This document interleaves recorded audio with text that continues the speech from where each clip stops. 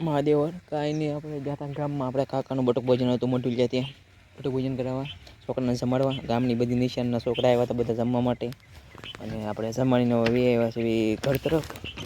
હવે તમને મળું પછી ગીતમાં. મહાદેવ કાંઈ નહીં, ફાઇનલી આપણે ઘરે પહોંચી ગયા છીએ કારુના. હવે જમી લઈએ. મહાદેવ કાંઈ નહીં, આપણે ભાગ્યું ગામ બાજુ, કેમ કે સકાવી છે પતંગ, તે ગામમાં જઈને સકાવી. હવે ભાઈબંધના ઘરે જઈશું અને સકાવીશું પતંગ, ગામ ઉતરાવશે. હવે તો સુકાઈ ગયું છે પાણી, એક રાખવું પડેલું હતું. હાલ તો બીજું નાનું તો તરફ આડો અડ છે કંઈ, અને જવા દેવું ગામમાં.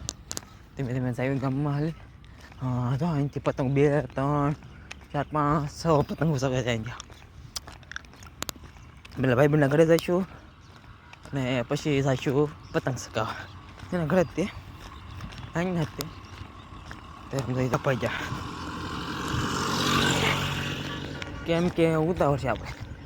આગળ 5:30 જેવું થઈ જશે, વાગી જશે કે 4:30 ઉપર થયું છે, અને આગળ 5:30 થઈ જશે તો પછી આપણે દોડવા જવાનો સમય થઈ જશે, તો પછી ઘડીક જ સકાવવા છે.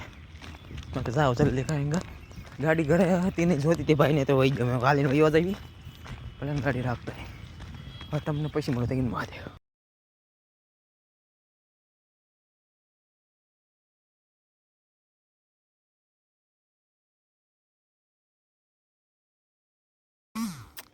મહાદેવ કાંઈ નહીં, આપણે ફાઇનલી પતંગ સકાઈને વી આવ્યા છીએ. હવે ફાટે કે વી આવ્યા છીએ. આજ તો કંઈ દોડવા નથી, કેમ કે કાલે જવું છે રામપરા દોડી, મેલડીના દર્શન કરવા માટે. કાલે તમને જોવા મળશે. કાલે મેં રામપરા જઈશું દોડીની.